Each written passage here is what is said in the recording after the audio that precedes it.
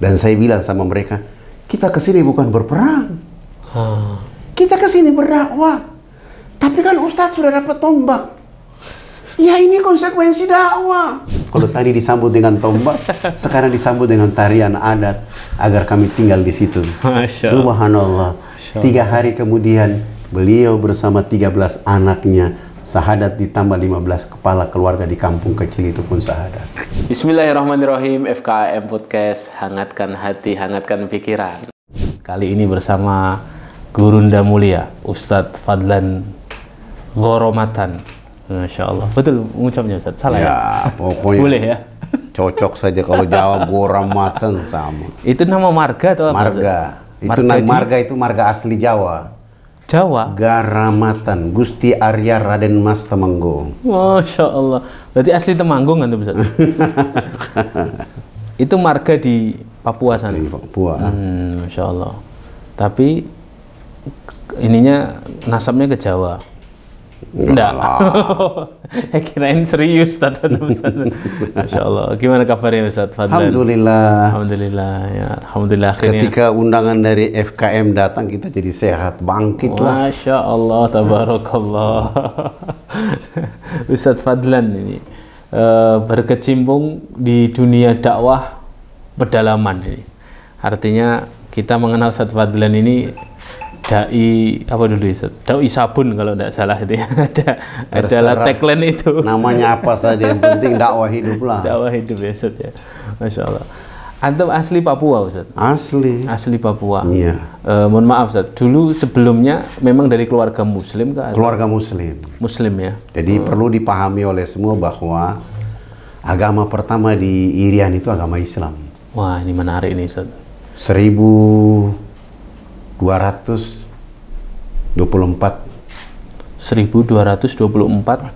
Masehi.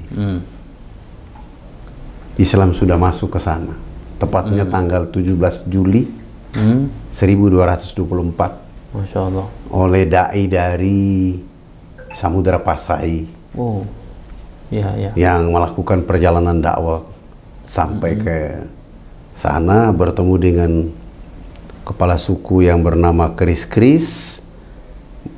Mereka mengajarkan 2 kalimat syahadat. Kamu mau maju, bahagia, selamat, harus mengenal alif lam lam ha, mim ha mim dal. Masya Allah. Alif lam lam ha itu Allah Subhanahu wa taala, mim ha mim dal itu Rasulullah Muhammad sallallahu alaihi wasallam. Ya. Syahadat diangkat jadi raja, lalu jadi imam pertama waktu itu. Dengan penyerahan Al-Quran. Dan alhamdulillah Al-Quran itu masih tersimpan sampai hari ini.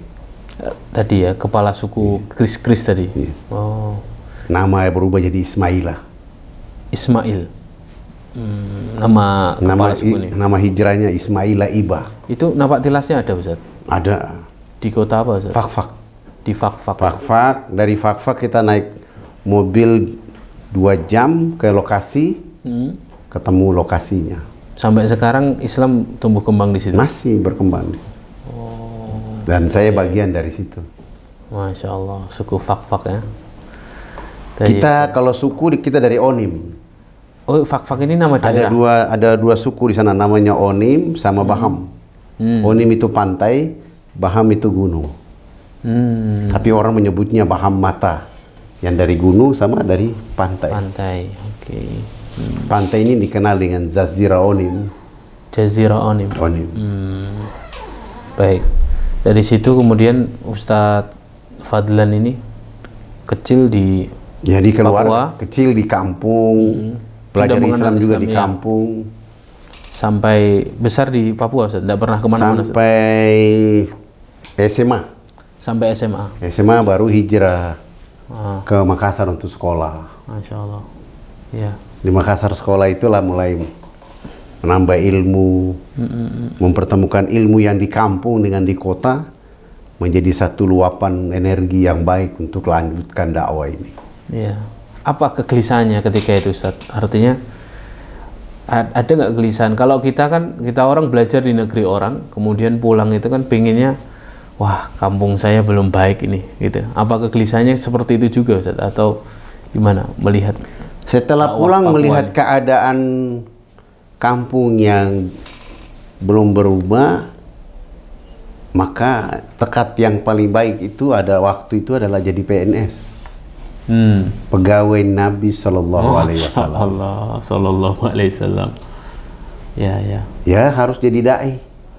Jadi dai itu fungsinya mencerdaskan, mencerahkan, merangkul, bukan melakukan tindakan menjauhkan, tetapi merangkul.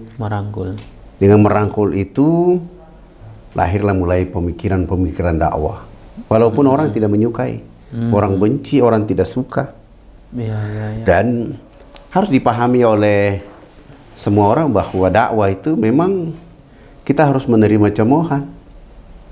Baik dari dalam keluarga, dari masyarakat kampung, sampai dengan orang luar.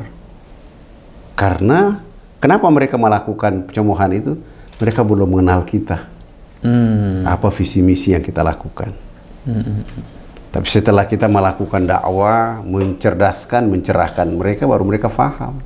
Masya Allah. Dan ketika mereka faham itu, lalu kita larutkan dakwah di hati mereka. Awalnya mereka tidak suka, tapi lambat laun, bagaimana melarutkan dakwah? Apakah dimulai dengan ayat-ayat Allah? Jika kita faham semua, kita mulai dengan ayat Allah. Tapi yang paling penting adalah akhlak. Menampilkan akhlaknya. Akhlak, attitude, sikap mental kita, dan behavior, perilaku waktu di masyarakat. Kan masyarakat itu melihat siapa yang cocok jadi teladan. Keteladanan ini yang perlu dilakukan.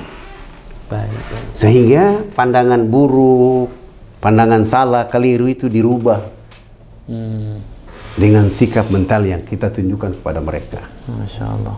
Lambat laun 1 orang, 2 orang, 3 orang, 4 orang, 5 orang, bisa sampai 10, 20, 30, dan akhirnya terus menerus. Masya Allah. Dan sebagai seorang muslim itu menyelam ke dalam surat Al-Maidah, Al-Yawma akmaltu lakum dinakum wa atmamtu alaikum ni'mati wa raditu lakumul Islam madinah. Ayat ini sebenarnya spektakuler bagi orang-orang yang ingin berdakwah, ataupun orang yang belum berdakwah. Gimana itu, Ustaz? Supaya mereka akan memahami bahwa kalimat al-yawma akmaltu lakum dinakum wa atmamtu alaikum nikmati wa raditu lakumul Islam madinah adalah ayat yang terakhir turun, tetapi ketika kita mentadaburi ayat ini spektakuler, kita melihat begitu banyaknya aroma kenikmatan dari dakwah, dari nikmat Islam, dari peluang Islam, dari ridhonya Islam, dari rahmatnya Islam. Maka rahmat ini tidak boleh digenggam oleh kita. Harus ditebarkan. Harus disampaikan, disebarkan. Dan penyebarannya kepada orang harus dengan komunikasi yang menyejukkan, bahasa yang arif, bijaksana, perilaku, tindakan, attitude yang harus disesuaikan. Sehingga nanti orang yang tidak suka, lambat laun menjadi suka. Dia lawan, lambat laun menjadi kawan. Karena ud'u ila sabili rabbika bil hikmah, surat 16 ayat 125 itu, ya kita harus menyampaikan kepada orang, 1000 kali dia salah, jangan kau salahkan dia. 1000 kali dia keliru, jangan langsung memvonis dia keliru. Tapi dekatkan diri untuk mencari tahu apa yang membuat dia salah dan apa yang membuat dia keliru. Maka kita mencerdaskan mereka agar dia menyadarkan diri secara sendiri, sehingga dia mengatakan, oh aku yang salah. Jangan kita yang bilang dia salah. Tapi dengan metode dakwah yang kita sampaikan dengan tenang, perilaku yang tenang, behavior yang tenang kepada mereka, pada akhirnya dia berpikir, rupanya saya selama ini salah. Selama ini saya keliru. Biarkan saja orang bicara merendahkan Islam, merendahkan Rasulullah Muhammad SAW. Kita menjadi dai berkemampuan mencerdaskan orang, berkemampuan mencerahkan orang, berkemampuan menceritakan kepada orang bahwa Islam itu seperti ini, bukan seperti yang Anda mendengar, Anda menyimak, karena boleh jadi yang Anda mendengar, menyimak itu keliru dan salah. Ya. Karena Rasulullah tidak mengajarkan itu. Luar biasa. Ya, Ustaz. Kaidah-kaidah penting ini, Ustaz, yang antum barusan sampaikan ini dalam memulai dakwah, Ustaz. Pengalaman, Ustaz. Pengalaman antum masuk berdakwah di Papua, apakah yang antum sampaikan tadi awal mula terjadi, Ustaz? Artinya penolakan, banyak orang tidak suka, itu antum alami tidak, Ustaz? Tidak saja Ustadz Fadlan, harus disampaikan kepada semua orang bahwa setiap orang yang melakukan dakwah, dia akan ditemani dengan cemoohan, dia akan ditemani dengan fitnah, dia akan ditemani dengan lemparan, dia akan ditemani dengan segala macam keburukan. Karena orang di lokasi itu belum tentu menerima. Ya. Maka wajar kita ditemani tadi dengan tadi. Dipanah, ditombak, dipenjara, diusir. Wajar. Masya Allah. Dan kita harus berlapang-lapang dada dalam keadaan itu. Karena mereka belum mengerti, mereka belum memahami, maka tadi dengan perilaku, dengan sikap, dengan behavior, dengan mindset yang ada pada kita itu, merangkul mereka agar yang menurut pandangan mereka itu berbalik ke arah untuk menyelam ke dalam untuk menikmatinya. Dan ya apa, Ustaz? Kita jangan berpikir masuk ke pedalaman, ke perbatasan, ke wilayah yang sulit itu untuk memikirkan bahwa kalau saya dakwah di sana harus tidur di tempat yang ada AC, ada bed kafir yang enak. Nggak penting. Yang penting adalah bagaimana kita bertemu dengan mereka untuk menyampaikan pesan-pesan Nabi 1400 tahun yang lalu itu untuk mereka. Masya Allah. Ketika dia menolaknya, jangan cepat berprasangka buruk dengan penolakan itu. Oke. Karena kita baru pertama. Baru dikenal. Baru diperkenalkan. Kedua kali kita juga harus perkenalkan. Ketiga kali kita harus perkenalkan. Tidak saja di situ, kita ikut mendoakan mereka setelah memperkenalkan itu kepada mereka. Masya Allah. Semoga Allah membuka tabir langit sehingga hidayah itu Allah menyertai untuk mereka. Iya. Artinya kita tidak boleh mengandalkan kehebatan diri kita juga, Ustaz, ya. Artinya harus dalam dakwah ini kita nggak ada apa-apanya. Yang hebat hanya Rasul Sallallahu Alaihi Wasallam, dan yang hebat lagi adalah Allah Subhanahu Wa Taala. Rasulullah menjadi ibro, teladan bagi kita dalam perjuangan dakwah, dan Allah menjadi tempat sandaran kita untuk melakukan dakwah ini. Dan kita melihat semua orang, semua manusia itu adalah hamba Allah yang perlu dicerdaskan. Kepada orang yang dikatakan oleh Allah dalam Al-Quran dengan sebutan kata kafir, karena dia belum beriman. Dan itu tugas kita untuk mencerdaskan mereka beriman. Kepada orang yang sudah beriman, untuk memperkuat Islamnya, tauhid akidahnya, dan memperdalamkan agamanya, maka dakwah harus juga sampai kepada mereka. Ya. Karena banyak orang yang ketika dia menjadi Islam keturunan, kualitas ibadahnya belum maksimal. Mohon maaf. Karena pendalaman itu hanya ikut pada apa yang dilakukan oleh ayah, ibu, turunan, itu yang dilaksanakan. Turun-temurun, ya. Jadi itu turun-temurun. Kita harus juga menceritakan, mengajak mereka. Jangan kita lihat dia Islam, lalu kita lihat sepi masjid, kita tidak mengangkat mereka ke masjid. Yang sudah Islam. Ya. Dan sebenarnya di negara kita Indonesia sudah menjadi sebuah peluang dakwah besar itu ada pada Indonesia. Di mana kita lihat kalimat ketuhanan yang Maha Esa itu artinya kita hadir di bangsa ini untuk mencerdaskan semua orang untuk tunduk kepada Allah. Anitum harisum alaikum bil mu'minina raufur rahim. Ya. Di sisi lain, lagu kebangsaan Indonesia Raya itu spektakuler. Bangunlah jiwanya, bangunlah badannya untuk Indonesia Raya. Membuat Indonesia ini bangkit, raya. Indonesia ini menjadi teladan. Ya, jiwa mereka dihidupkan. Jiwa dulu, ya. Ya, Ustaz. Jiwa mereka dicerdaskan. Jiwa mereka dibuat hidup. Sebab ada orang yang hidup tapi jiwanya mati. Ya. Siapa orang yang jiwanya mati itu? Ketika hayya 'alas salat dia tidak bergerak hatinya ke masjid. Benar. Itu mati. Maka jangan kita menyalahkan mereka dengan keadaan itu, tapi rangkulah mereka untuk membawa mereka ke tempat yang sejuk itu. Ya. Ustaz, apa pandangan antum Ustaz dengan dakwah di mana objek dakwah kita memiliki tradisi yang antum bilang tadi? Orang itu kan terbentuk dari leluhurnya ya, ayah ibunya. Ya dia jadi sebagaimana leluhurnya mencetak dan membentuk dia kan. Kemudian kita sebagai dai datang. Ya, bagaimana pandangan yang seharusnya dilakukan seorang dai ketika melihat tradisi tertentu di masyarakat itu?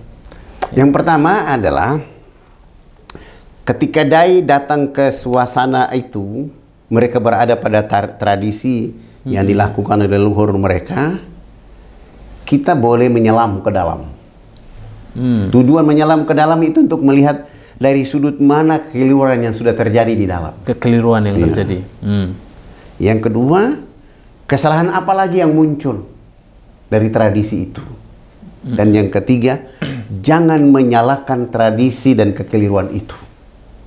Jangan menyalahkan. Jangan menyalahkan.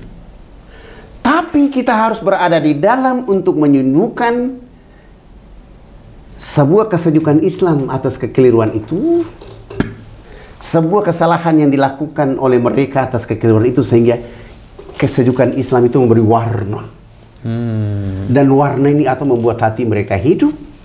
Lambat laun dia akan pergi tanpa cemoohan, pergi tanpa caci maki, pergi tanpa, justru dia menerima itu menjadi energi baru untuk melakukan bahwa selama ini ternyata saya salah karena mungkin kami belum belajar, mungkin kami belum didakwahi. Tapi kalau kita datang langsung menyalahkan orang, bahkan langsung menenggelamkan orang, kamu ini calon neraka, astagfirullahaladzim. Kita bukan hakim. Benar. Kita bukan pengadilan. Dai itu membawa cahaya, mengantarkan hidayah. Maka hantarkan hidayah dan cahaya itu menyala yang bagus agar mereka melihat, oh ternyata inilah. Dan spektakuler seorang Nabi Muhammad sallallahu alaihi wasallam memberi cahaya itu kepada orang-orang yang tidak suka. Mak-mak tua yang melemparnya dengan kotoran, tapi dia nikmatinya. Tapi ketika dia sakit, Rasulullah mendatanginya, membawa oleh-oleh untuk dirinya. Masya Allah. Mak-mak tua yang memikul kayu bakar, Rasulullah mengambil alih untuk meletakkan di atas punggungnya. Walau setiap 2 meter mak tua bilang, wahai pemuda, saya kasih tahu di Mekah ada pemuda yang bernama Muhammad, itu orang gila. Tapi Rasulullah tidak tenggelam ke dalam ucapan itu. Tapi ditampilkan energi Islam kepada nenek tua itu bahwa tidak mungkin orang gila bisa memikul kayu bakar. Ya, Masya Allah. Dan ini harus dipahami oleh kita. Sehingga kehadiran agama ini, dia tidak saja mencerdaskan, mencerahkan, tapi benar-benar menjadi rahmat. Benar-benar menjadi nikmat. Benar-benar mengantarkan ridha untuk mereka. Masya Allah. Sehingga ketika baru mengucapkan syahadat, menyesal. Kenapa menyesal? Baru sekarang. Kenapa baru sekarang saya mengenal Islam? Gitu saja. Dan itulah impian setiap orang. Dan saya kira visi misi Nabi dalam surat At-Taubah surat 9 ayat 128 itu jelas. Anitum harisum alaikum bil mu'minina raufur rahim. Tidak ada kebahagiaan yang hakiki, tidak ada keselamatan yang hakiki kecuali kebahagiaan dan keselamatan bersama Allah Subhanahu wa Ta'ala. Selain daripada itu, kebahagiaan dan keselamatan yang semu. Jangan sampai keselamatan dan kebahagiaan semua ini merusak perjalanan hidup sebagai anak hamba Allah di atas bumi ini. Insya Allah. Artinya jika kita menghadapi tradisi tertentu, bukan kita mendobrak tradisi saja, tapi kita hadir di tengah-tengah, memberikan opsi baru kan, menampilkan, memberi warna, menampilkan sehingga nanti mereka yang memilih sendiri kan. Tapi problemnya Ustaz, aktivis dakwah itu ketika harus dihadapkan dengan proses yang itu kan tidak cukup sekali 2 kali pertemuan Ustaz. Hadir, masuk, kemudian apa ya tadi mewarnai, itu kan harus butuh kalau bahasa tarbiyah taklimnya itu tulul hadonah, Ustaz. Lamanya kepengasuhan. Dia harus sabar betul di situ, hidup berdampingan dengan masyarakat. Nah, salah satu penyakitnya para duat itu, ya ini kita bicara bukan hanya aktivis dakwah yang dai yang berdakwah di depan panggung saja. Ini semua secara umum, mungkin kita punya keluarga yang harus didekatkan dengan hidayah. Ini semuanya ada satu penyakit itu namanya istijal, Ustaz. Terburu-buru kan, Ustaz.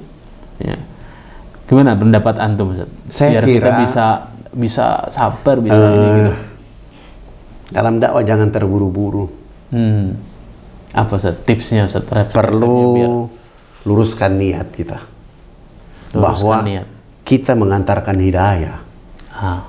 Ketika kita mengantar hidayah, jangan berharap hidayah itu segera datang. Jangan. Ya. Tapi jangan juga sekali saja datang ke situ. Sekali terus pulang ya. Terus bilang saya sudah dakwah tapi keadaannya begini. Belum berubah. Ya. Harus datang pertama kali, mereka menolak, tidak apa-apa. Inilah dakwah. Datang kedua kali diancam, tidak apa-apa. Inilah yang konsekuensi dakwah. Diusir. Inilah konsekuensi dakwah. Tapi semangat untuk menghampiri mereka dengan akhlak, attitude, mindset, behavior terus dilakukan. Dan pertama, kedua, ketiga, keempat, kelima, sampai ke 17 kali kita berulang-ulang datang, happy saja. Boleh jadi dengan berulang-ulang ini membuat Allah menghadirkan energi baru untuk mereka. Sehingga semangat dakwah itu kita akan menerima, lihat orang mereka akan menerima, iya. Dan saya sungguh yakin tradisi, adat istiadat yang keliru itu lambat laun akan berubah. Karena mereka memahaminya setelah kita memberi pemahaman. Ya. Kalau kita ingin bersegera, yang harus jadi korban. Sayang ada orang ini menyebut nama Allah, tapi kita korbankan. Ya. Ada orang ingin menyebut nama Rasulullah Muhammad, kita korbankan. Ya. Maka mari kita menjadikan dakwah ini menjadi pekerjaan yang paling bergengsi. Untuk semua, Ustaz. Untuk semua. Untuk semua kaum muslimin. Jadikan dia menjadi pekerjaan bergengsi oleh karena ya kita adalah PNS tadi, pegawai Nabi Sallallahu Alaihi Wasallam. Iya. Ulama pegawainya Nabi, kita juga pegawainya Nabi. Iya. Karena melanjutkan. Walau kita tidak bertemu dengan Nabi Sallallahu Alaihi Wasallam, walau kita tidak pernah mendengar kata-kata langsung dari Rasul Muhammad SAW, walau kita tidak pernah duduk dengan Rasulullah Muhammad SAW, tapi apa yang sudah dihadirkan dalam dakwah hari ini harus menjadi potret yang diajarkan, dicerdaskan, dikaryakan, dibuat dia kemandirian kepada orang lain, supaya orang akan menemukan rahmat itu. Dan surga bukan untuk milik kita sendiri. Ya. Marilah kita merangkul orang lain untuk bersama-sama ke dalam surga Allah. Dan walaupun kita berhadapan dengan hambatan, tantangan, rintangan, saya mengatakan jadikan itu menjadi kapsul-kapsul dakwah kita. Jangan menjadi beban, tapi terima itu menjadi rahmat Allah untuk menghantarkan hidayah untuk orang lain. Masya Allah. Iya, Ustaz. Itu kan kalau kita berbicara soal konteks dakwah itu, artinya dakwah itu memang tugas setiap hamba muslim, Ustaz, ya, untuk setiap muslim kan, bukan hanya untuk juru dakwah saja. Banyak yang mensalahartikan dakwah ini ya ustadz saja lah yang dakwah. Nah, itu yang keliru. Dakwah ini menjadi tanggung jawab semua orang yang mengakui Allah Rabb, Rasulullah Muhammad SAW itu Nabi utusan Allah. Kalau sudah mengakui, maka kita mengambil peran di mana saja. Mau di pesawat kah, di kereta kah, duduk-duduk di warung kopi kah, pesan dakwah untuk sampai. Masya Allah. Ketika kita berada di warung kopi, bagaimana nikmatnya kopi yang hitam itu membuat kita berlama-lama di situ. Tapi bagaimana nikmatnya Islam dalam jiwa kita, bagaimana berlama-lama bersama Allah. Masya Allah. Sebab kalau kita menghabiskan waktu di rumah kopi, kapan kita menemukan innal insana lafi husri yang menegur kita itu? Jadi boleh jadi di warung kopi itu tenggelamkan Islam, dakwah di situ. Ya, artinya semua orang harus berdakwah, Ustaz ya. Harus berdakwah. Ustaz, antum kan sudah malang melintang di dunia dakwah, terutama dakwah kepada yang bahasa kita non muslim, Ustaz. Bahasa apanya ya? Bahasa ramah lingkungannya, Ustaz. Artinya dakwah itu kan tadi kita bagi, ada yang dakwah kepada orang yang sudah muslim agar dia nanti istiqomah, ada yang belum muslim agar dia mengenal Islam itu. Jadi perlu dipahami oleh kita, Allah itu mencintai orang-orang yang belum beriman dengan sebutan ya ayyuhalladzina kafar. Wahai orang-orang kafir. Iya. Yang kedua, Allah juga mencintai orang-orang yang disebutkan oleh Allah dengan Al-Quran dengan ya ayyuhalladzina amanu. Yang satu sudah beriman, yang satu belum beriman. Belum beriman. Ya. Ya. Yang belum beriman ini menjadi lahan bagi orang beriman. Agar membuat saudara yang belum beriman menjadi beriman. Ya. Maka dakwah itu yang paling utama kepada yang belum beriman. Belum beriman. Ya. Nah, walau Al-Quran memberitahukan kepada kita la ikra fiddin. Ya, tidak ada paksaan. Tidak paksaan. Tetapi dalam ayat lain surat surat An-Nahl ayat 125, serulah. Seru ini berarti dakwah. Ajarilah, ini dakwah. Bimbinglah, itu dakwah. Bahasa yang arif, bahasa yang hikmah untuk membuat mereka berubah. Kita lihat Rasulullah sallallahu alaihi wasallam di masa lalu ada orang kampung datang dari kampung, tidak tahu Islam, buang air kecil dalam masjid. Yang marah kan Umar bin Khattab. Tapi Rasulullah bilang jangan, itu orang kampung. Ya. Dia tidak tahu apa-apa. Kalian kan sudah mengerti, wajar kalian marah. Dia belum. Dahsyat. Jadi jangan melihat masalah itu menjadi perbedaan, dan jangan melihat perbedaan itu menjadi masalah. Tapi masalah itu adalah energi dakwah kita, dan perbedaan itu rahmat untuk kita mengajarkan mereka. Ya, rahmat untuk mencerdaskan mereka. Ya, maksud saya ada kan ranah-ranah yang kalau Ustadz Fadlan memang lebih concern di situ, Ustadz, untuk orang-orang yang non-muslim. Kalau kita yang di wilayah-wilayah mayoritas seperti ini, ya kita berdakwah untuk saudara-saudara kita agar kuat imannya, agar istiqomah. Ada tidak, Ustadz, kendala yang antum temui di lahan dakwah yang seperti itu, yang mengenalkan orang Islam, kemudian akhirnya fasenya mereka ini mau masuk Islam, mu'allaf, baru belajar Islam. Ada nggak kendala, kemudian akhirnya mereka lemah lagi, kemudian mereka milih untuk keluar? Kalau ada, bagaimana cara ngopeni mereka biar bisa? Karena setelah mereka syahadat, kita tinggal di situ sampai 7 sampai 10 tahun. Artinya kan masih harus membersamai mereka, kan? Membersamai mereka, membersamai anak-anak mereka, dan disitulah tarbiyah berjalan. Disitulah pertunjukan akhlak kita tebarkan. Disitulah kita akan menunjukkan kepada mereka bahwa syariat itu berlaku untuk mereka. Dan pada akhirnya yang haram mereka tinggalkan. Mereka juga tahu.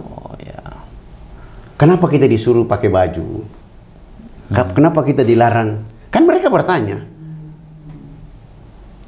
Kenapa kita dilarang tidak boleh makan binatang yang haram? Kenapa kita dilarang pergi ke masjid kalau tidak wudhu? Itu harus diceritakan dengan baik kepada mereka. Satu persatu, kalau dia belum mengerti, ceritakan ulang. Sampai dia paham. Ya. Nanti ketika dia sudah paham itu, baru dia akan cerita kepada orang. Cerita kepada keluarganya. Dia juga cerita kepada famili yang ada di kampung lain. Ya. Dan spektakuler. Ya, berarti intinya harus ada pendampingan yang terus-menerus, Ustadz, ya. Kita harus mendampingi sampai anak-anak mereka bisa menjadi imam di situ, jadi ustadz di situ, Disekolahkan. disekolahkan kemana-mana. Pesantren, ya. Ada yang tentara, ada yang perawat, ada yang bidan, tetapi Islamnya, masya Allah. Masya Allah. Begitu hayya 'alas salat, tidak ada pengobatan, kita sholat dulu baru berobat. Masya Allah. Hayya 'alas salat, tidak ada usaha, kita sholat dulu baru. Tutup dulu, ya. Masya Allah. Dan saya kira fitrah ini harus disampaikan dengan cara ahsan kepada mereka, pandangan ini kepada mereka, walaupun awal-awal terasa berat. Tetapi kita semua yakin bahwa kita tidak jalan berkesendirian dan kita tidak melakukan apa-apa kecuali kehendak perintah Allah Subhanahu wa taala. Kalau ini sudah menjadi ridho dan rahmat Allah dalam dakwah, untuk apa ketakutan? Dan terlalu berlebihan. Terkadang orang sudah sampai di kampung, yang dia bayangkan keadaan kota, ternyata sampai di kampung tidak ada AC, tidak ada tempat tidur yang dia bayangkan seperti di kota, tidur di atas tikar daun sagu. Harusnya kita nikmati itu. Katakan kepada hati kita bahwa ya Allah, kalau hari ini saya berdakwah di tempat yang ada kekurangan, bagaimana Nabi SAW dengan sahabat di masa lalu. Masya Allah. Maka saat ini aku menikmati itu. Merendam diri ke dalam Islam sedalam-dalamnya dalam dakwah, sehingga melihat mutiara Islam yang tumbuh dari dalam dakwah itu untuk mereka, sehingga merangkul yang tadi keliru, salah, khilaf, tidak suka, menjadi orang-orang yang bersama kita menikmati itu. Masya Allah. Dan pada akhirnya kita akan malu suatu saat kalau kita sengaja, kita pernah lupa, bukan lupa, sengaja, waktu sudah jam 12, sudah azan duhur. Ya. Kita ingin tanya, mengapa? Apa kira-kira mereka? Lalu mereka yang ribut di kampung, wah duhur, sholat duhur. Saling mengingatkan malahan ya. Malah justru mereka yang menjadi mentor di saat itu. Dan kita mulai lihat, wah hebat, sudah mulai masuk. Walaupun awalnya pasti berat Ustaz ya, menjadikan itu sebuah adat. Tapi pelan-pelan, cerita dari hati ke hati, dari rumah ke rumah, dari warga ke warga. Masya Allah. Masya Allah. Dan saya kalau setiap bawa sembako, saya tidak kumpulkan orang semua di kampung, enggak. Gimana Ustaz? Saya usahakan saya bisa membagi mereka dengan pagi-pagi saya datang ke rumah mereka. Oh, datang rumah ke rumah. Jadi dari jam 6 sampai jam 9 pagi itu saya harus mendatangi satu persatu. Metode seperti itu memang ini Ustaz, jadi metode yang paling sangat dahsyat. Metode karikatif saja, membawa sesuatu. Datang ke situs, selamat pagi, bangun. Anak-anak dikasih bangun, suami dikasih bangun, istri dikasih bangun, ada nenek-nenek dikasih bangun. Ayo kita kumpul di dapur. Setelah kumpul di dapur, kayu bakar sudah siap, dapur sudah menyala api. Ini ada beras, ini ada gula, ini ada kopi, ini ada teh. Bagian perempuan masak ya. Nanti sebentar saya kembali minum di sini bersama bapak-bapak. Masya Allah. Pindah ke rumah berikutnya. Sampai rumah yang ada di kampung itu semua kita kasih masuk mereka. Sehingga yang pertama, kekuatan silaturahmi menjadi tinggi. Yang kedua, apa yang menjadi kelebihan kita bagi itu di dalam saja yang tahu. Di dalam saja yang tahu itu gimana? Maksudnya begini, kita bawa beras mungkin rumah pertama 10 kilo. Datang ke rumah yang kedua ternyata 5 kilo. Ya dia diam saja. Iya. Beda dengan kalau dikumpulkan. Wah, kenapa dia 10 kilo? Kenapa saya 5 kilo? Nah, nanti setelah kita ketemu mereka selesai, lalu kita umumkan kepada satu orang anak kecil saja. Saya biasa pakai anak-anak kecil. Iya. Bilang mama dengan bapak, besok pagi kita ketemu di sini ya. Nanti dia kasih tahu. Besok semua datang. Wah. Terus ketika kumpul apa sih? Nah, setelah kita kumpul mulai cerita dari hati ke hati. Iya.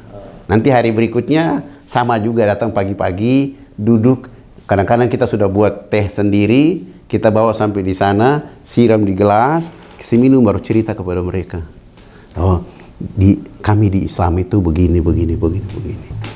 Tapi mereka tahu enggak Ustaz? Artinya ketika antum datang ke situ, wah ini kepentingannya dakwah, ini kepentingannya mengislamkan kita. Justru tidak.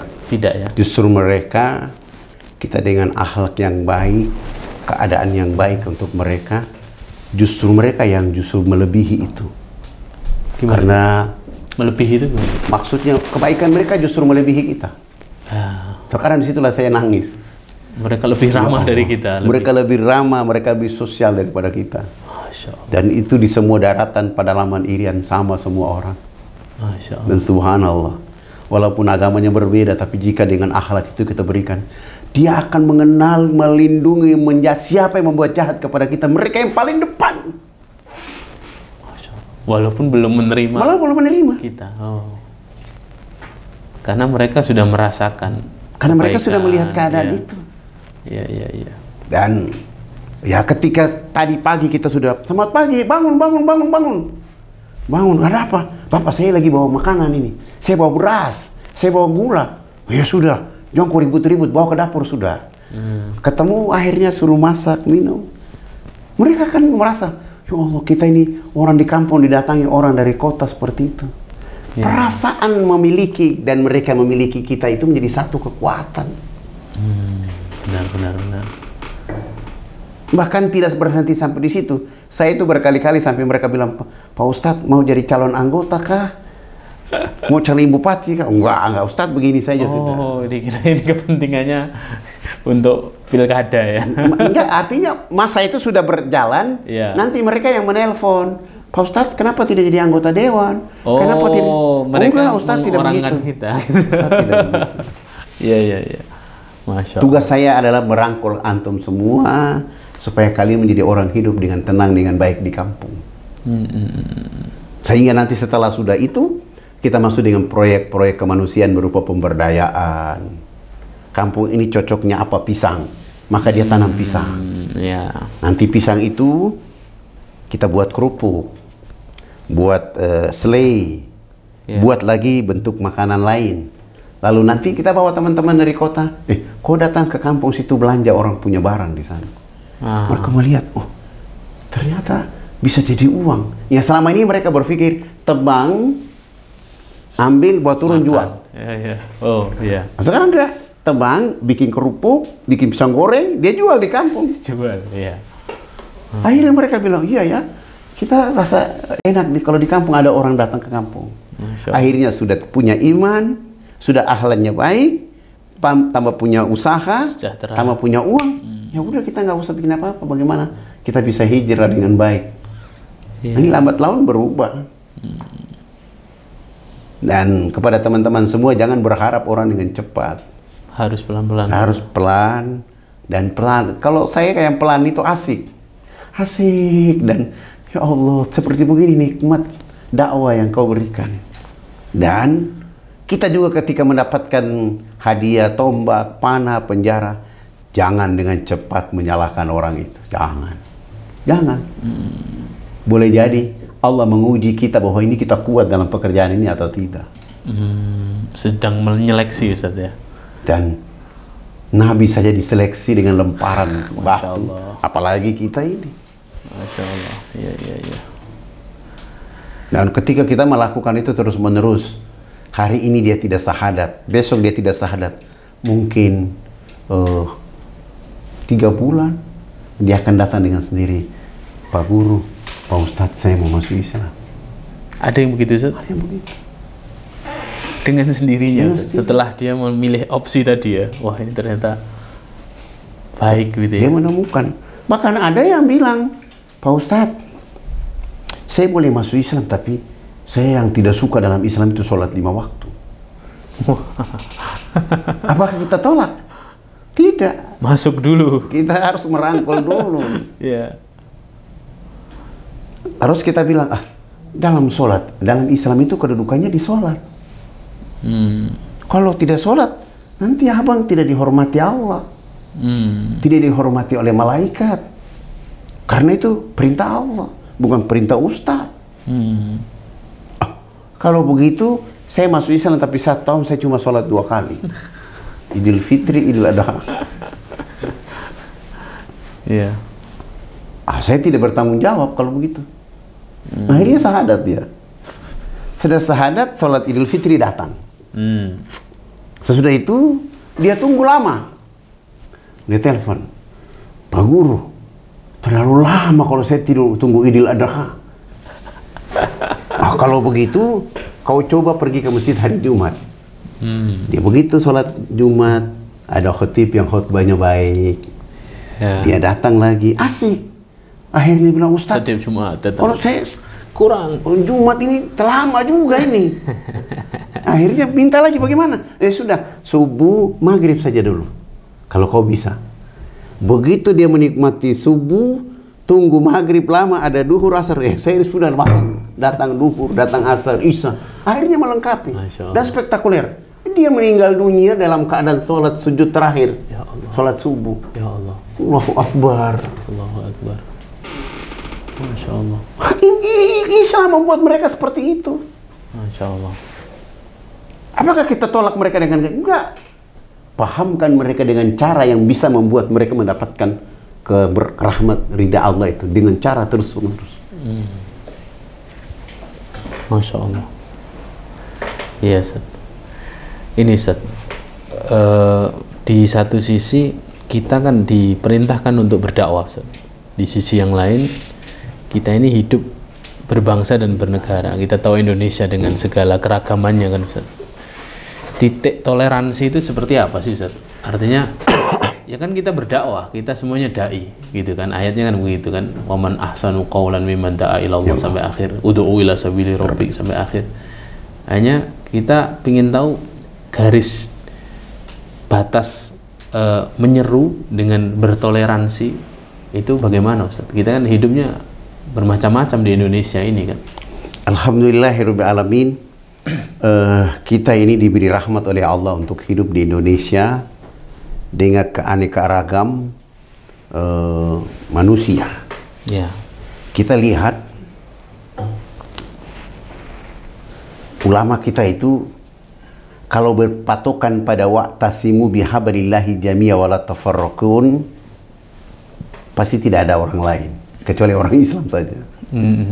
Tapi ulama dahsyat mentadaburi wa'tasimu bihablillahi jami'a dengan melahirkan sumpah bertanah air satu, berbangsa satu, berbahasa satu. Sehingga semua orang yang ada di luar itu dirangkul di satu kekuatan. Ya. Tujuan kita sama. Apa tujuannya? Ketuhanan Maha Esa ini berjalan di Indonesia. Spektakuler. Sehingga yang Islam tetap terjaga ibadahnya di masjid, yang bukan Islam tetap berada karena sudah diikat oleh dari kekuatan itu. Dan dahsyatnya di situ. Nah, ketika orang bicara toleransi itu kepada umat Islam, saya kira sudah terbukti di Republik yang tercinta. Sejak merdeka sampai hari ini orang Islam mencintai saudaranya sesama anak bangsa. Mau keriting kah, mau hitam kah, mau putih kah, mereka saudara sesama dan sebangsa. Dan orang Islam memahami bahwa saudara sesama sebangsa itu tidak cukup, tapi saudara satu keturunan dari Nabi Adam dengan Hawa. Nah, ketika bertemu dengan ini Islam, ini bukan Islam, maka ada batasan. Hidup berdampingan bersama saudaranya, punya tetangga, bukan Islam. Wah, alhamdulillah, dia hamba Allah kok, dia saudara se-Indonesia, dia anak cucu Adam seperti kita. Iya. Yang harus dipetakan oleh kita, dibedakan oleh kita adalah dalam persoalan ibadah. Kalau hidup berdampingan bersama saudara-saudara sebangsa setanah air, saya kira orang Islam Indonesia sudah menunjukkan yang terbaik sejak dari kemerdekaan sampai hari ini. Yang perlu dibuatkan oleh kita umat Islam kepada saudara kita bahwa ada garis yang perlu dibatasi. Dibatasi itu adalah persoalan akidah. Hidup berdampingan di dalam hidup kemanusiaan sama anak bangsa sebagai hamba Allah, enjoy. Tapi sudah berada pada titik akidah, kita harus juga menjelaskan kepada saudara kita, jangan membenci mereka. Bahwa kami ini dalam persoalan ibadah itu ada aturan.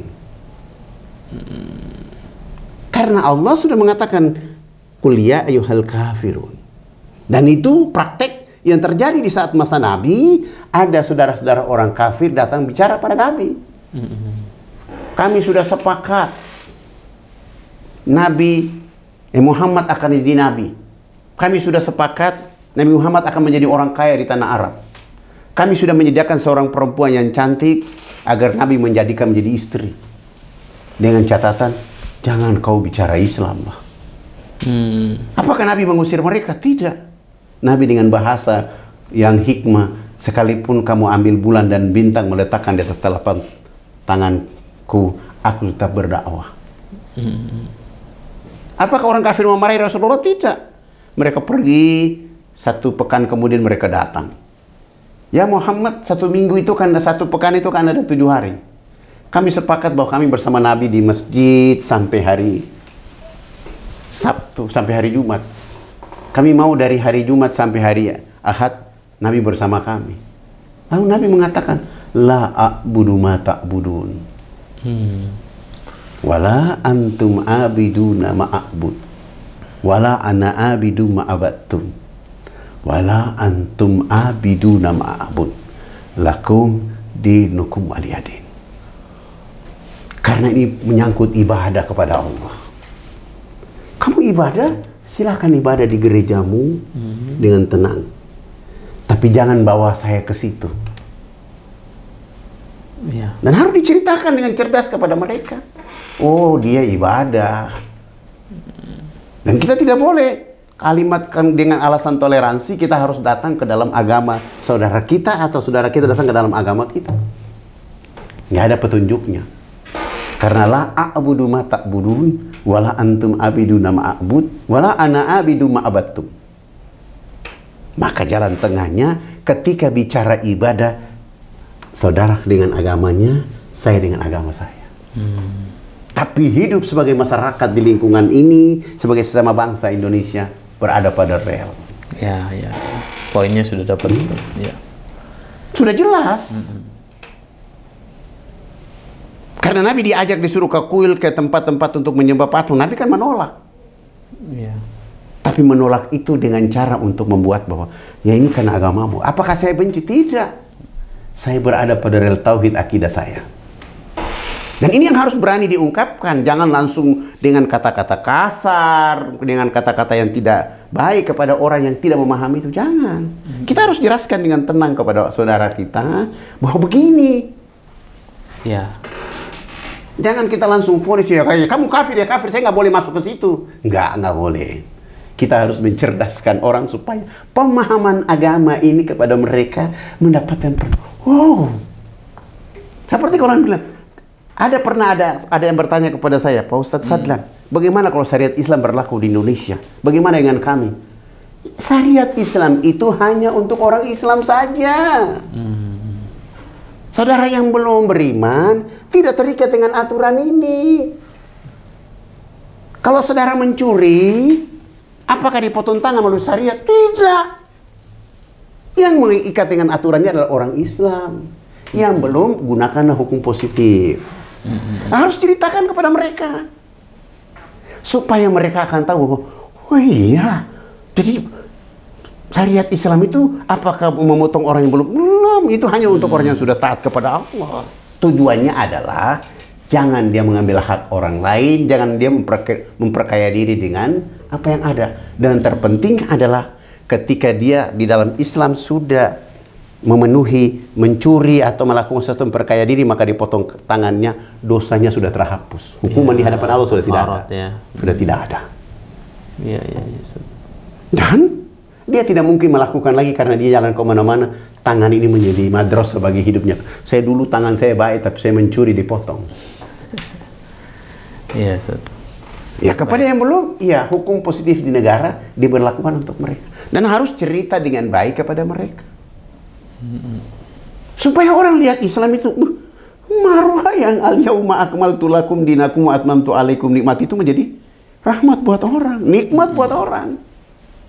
Dan nikmat itu jangan dirasakan oleh dirimu sendiri saja.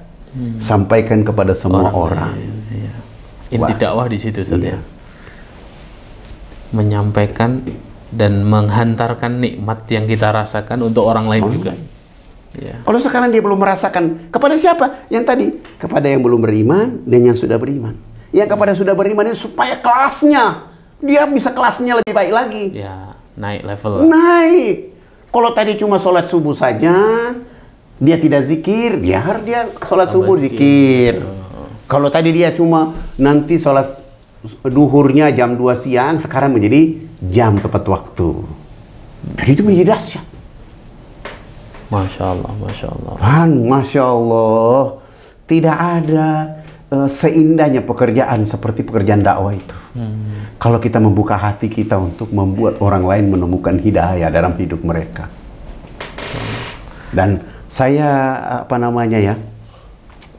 ketika melihat saudara kita yang tadi belum beriman, lalu ketika dia beriman, lalu dia sholat bersama kita di satu masjid, dia berdiri dengan tenang, Allahu Akbar.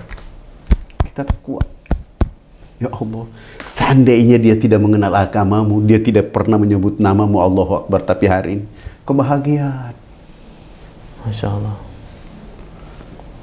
Rasanya bahagia sekali Ustaz ya. Kebahagiaan karena melihat dia membesarkan nama Allah, yang dulunya dia tidak pernah besar-besarkan nama mengenal Allah. Masya Allah. Dan ini yang harus dituntun oleh kita, dibimbing oleh kita, dan menjadi energi buat saudara kita yang lain dan kepada saudara yang sudah beriman. Ya, Masya Allah. Bagi para aktivis dakwah ini dan secara umum kaum muslimin harus niatnya tadi ya, menebarkan kenikmatan agar kita tidak merasakan sendiri tapi orang lain juga. Yang kedua harus tulul hadona, harus berkesinambungan ya Ustaz ya. Jadi tidak boleh sekali pulang. Dakwah itu harus terus menerus. Terus menerus, ya. continue. Harus terus menerus ya. Kemudian harus menampilkan bahwa Islam ini agama rahmatan lil alamin, harus menampilkan akhlak yang baik. Kadang-kadang tidak perlu dengan ucapan, kadang-kadang tidak perlu dengan dalil, orang terhantar hidayah untuk dia Ustaz ya. Dan hampir semua dari kegiatan saya itu dengan sikap mental kepada mereka. Saya ketika saya di Tombak, teman-teman dai ribut. Teman-teman dai ingin melakukan perlawanan. Oh. Dan saya bilang sama mereka, kita kesini bukan berperang. Kita kesini berdakwah. Tapi kan Ustadz sudah dapat tombak. Ya ini konsekuensi dakwah. Dia lakukan ini karena dia tidak kenal siapa kita. Dia belum memahami siapa kita datang ke sini. Iya. Dan tugas kalian bukan melawan mereka. Tugas kalian cabut tombak dari betis kaki. Terus mengenalkan mereka. Cabut. Iya. Kita pulang ke rumah sakit. Nggak ada bicara apa-apa di lokasi. Iya. Setelah sembuh 3 bulan, kita datang lagi. Sembuh 3 bulan, sesudah itu saya datang. Ketika saya bilang, ayo kita kembali ke kampung itu. Teman-teman dai bilang, untuk apa kita ke sana? Jangan kau bangun kebencian dengan manusia. Masya Allah. Tidak boleh. Tugas kita berdakwah. Tapi Ustadz sudah ditombak. Iya, karena mereka belum mengerti siapa kita, mereka belum memahami apa yang kita lakukan. Wajar dilakukan itu. Dan itu potret sudah ada di Nabi Muhammad SAW. Datang ke Taif. Ya. Malaikat bilang sama Nabi, bagaimana kalau kau doa supaya kita timpakan gunung? Nabi membantah itu.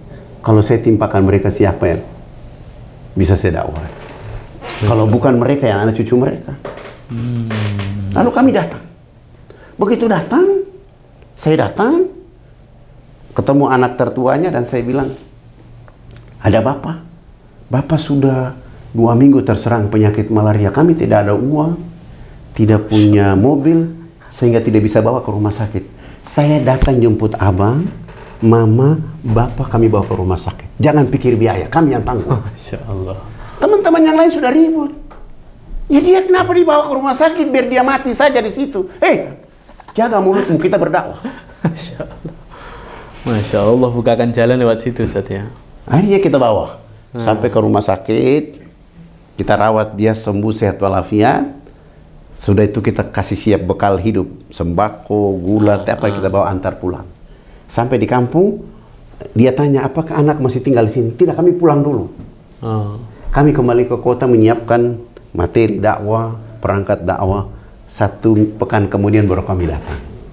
Kami disambut Kalau tadi disambut dengan tombak, sekarang disambut dengan tarian adat agar kami tinggal di situ. Subhanallah. 3 hari kemudian beliau bersama 13 anaknya syahadat ditambah 15 kepala keluarga di kampung kecil itu pun syahadat. Masya Allah, tabarakallah. Ayat belum menyentuh mereka, tapi akhlak sudah sampai ke mereka. Masya Allah. Itulah rahmat daripada dakwah Islam itu. Masya Allah, luar biasa Ustaz. Ya. Terakhir Ustaz, pesan Ustaz untuk kaum muslimin secara umum bahwa kita ini adalah dai Ustaz, dai, dan perkataan yang paling lurus, pekerjaan yang paling baik di mata Allah itu adalah berdakwah. Saudara-saudaraku yang dirahmati oleh Allah Subhanahu wa taala. Marulah kita kepada Rasul Muhammad sallallahu alaihi wasallam. Manusia potret dakwah terbaik di dunia akhirat. Hari ini kita hanya kalau bangga menjadi umat Islam mayoritas, maka suatu saat kita akan menangis di negeri ini.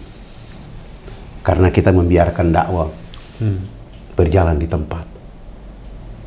Tapi ketika kita mengumandangkan dakwah dari seluruh komponen di antara kita, leburlah perbedaan itu.